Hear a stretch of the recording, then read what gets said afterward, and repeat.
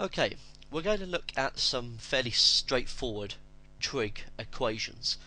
This first one, we need to solve sin x is equal to 0.4, where x is between 0 and 360 degrees. So, first of all, read the question, make sure your calculator is also in degrees. Okay, that's the first thing. Now, it's pretty straightforward to work out what one solution is, because we can immediately put into our calculator, well, x is equal to sine minus 1, the inverse sine of 0.4. Okay, you can put that straight into your calculator, so shift sine 0.4, and you should be able to get 24 degrees. Okay, so that's, well, near enough to 24 degrees. We'll go to the nearest degree here. Now, that's not going to be our only solution. The issue is that we need to really have a look at what that sine curve looks like. Now, between 0 and 360 degrees, I'm just going to see how this is going to turn out. Right, there's my sine curve going up to 360 degrees. Okay, there's 180. Okay, and remember it caps off at 1 and minus 1. Now, if I change colour and I draw a line that goes through the curve, okay, this is at 0.4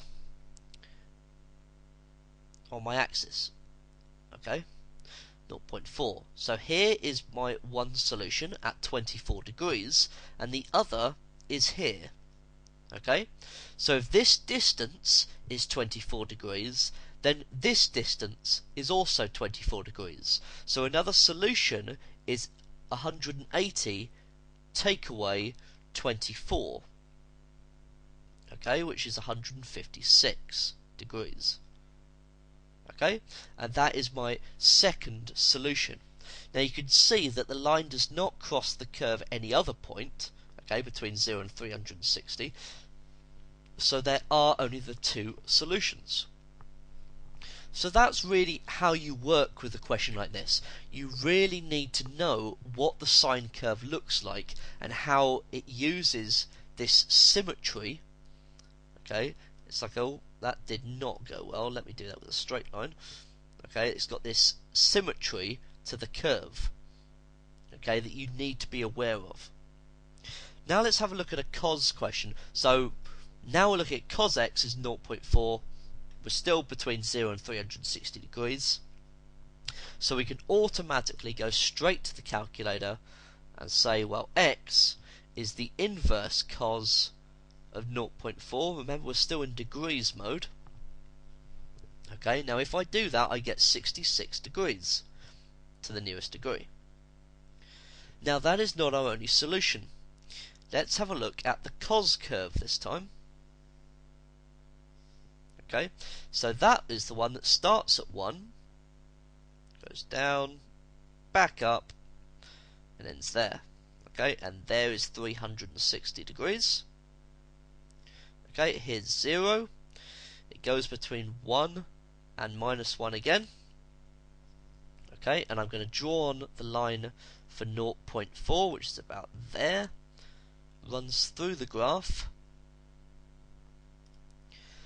So here is my first solution at 66 degrees, and the other solution is here.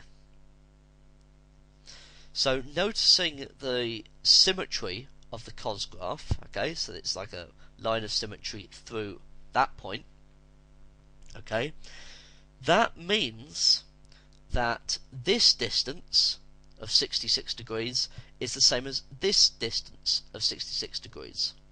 So my other solution in the range is 360 take away 66 degrees, which is 294. So there are my two solutions within the limits that were asked. Okay, so in both examples, what we've needed were to know exactly what the sine and cos curves look like, and the relevant symmetries that can be utilized.